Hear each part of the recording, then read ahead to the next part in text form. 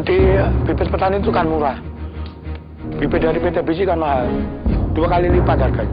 Kemudian kami mencoba untuk membuat benih sendiri. Karena dilegalkan tidak bisa, ya Pak ya. Kita punya izin, tapi kita melegalkan benih induk yang kreasi kita sendiri tidak bisa. Kita membuat sendiri. Ya, ternyata terkejut lagi setelah sampai di sana, ternyata apa? Surat itu dituduh apa itu? Melakukan pembenihan bisi liar itu. Ke polisi ya belum pernah sampai ditahan, sampai dihukum itu belum pernah. Gara-gara nanam jagung itu saya masuk LP itu.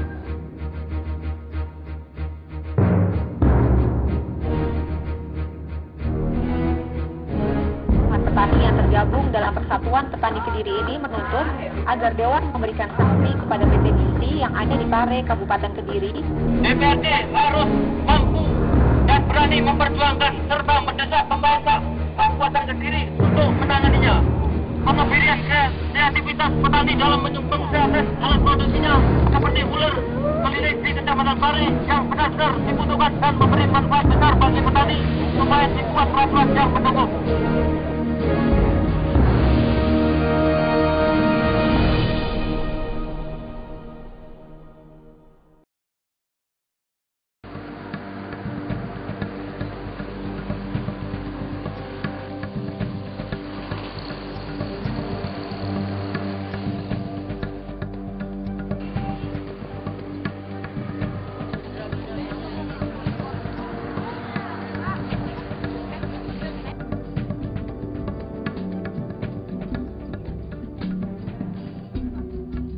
Sekitar tahun 1984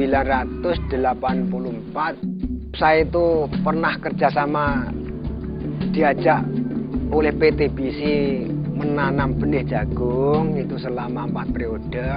Kemudian kan saya sudah tahu cara-caranya menanam.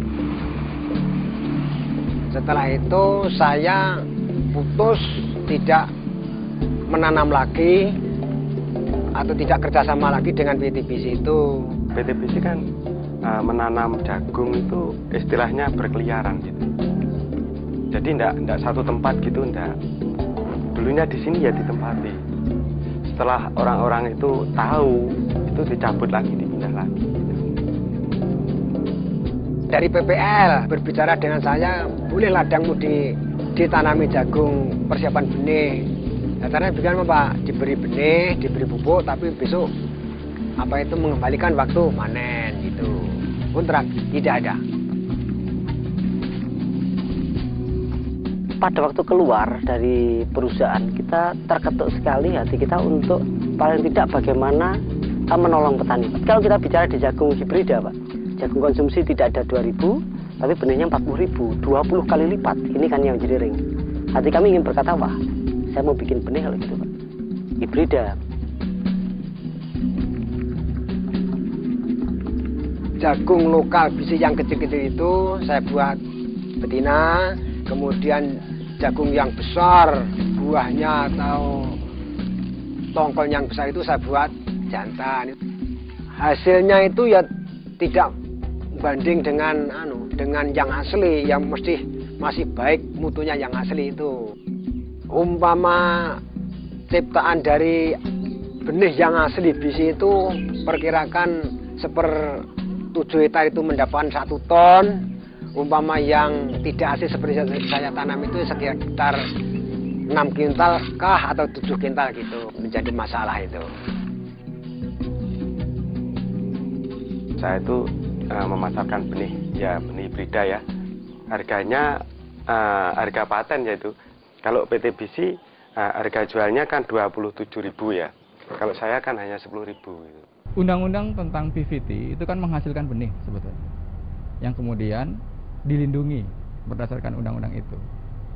Sehingga dalam ini konteksnya adalah bagaimana perlindungan terhadap si pembenih. Sedangkan dalam undang-undang sistem budidaya tanaman itu kaitannya dengan pelepasan benih itu ke masyarakat. Ya. Supaya ada kontrol terhadap peredaran benih. Suatu benih sebelum dilepas harus melalui beberapa pemeriksaan, yaitu dalam proses sertifikasi itu. Setelah aman dari bahaya-bahaya benih-benih yang bisa mengganggu atau merusak lingkungan, baru bisa dilepas.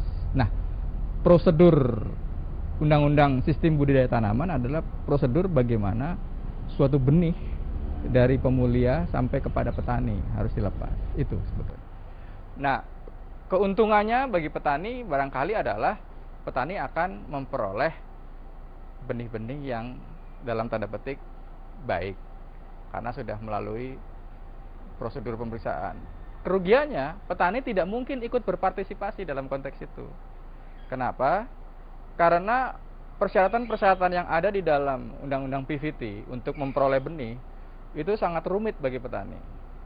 Kemudian kalau misalnya petani tidak mau menggunakan model PVT, artinya petani mau melakukan pembenihan sendiri, katakanlah gitu, itu juga ada bahayanya kalau misalnya petani melepaskan tanaman atau benih tanpa melalui prosedur undang-undang ini, bisa dikenakan pidana. Saya sama bapaknya itu masih di masjid.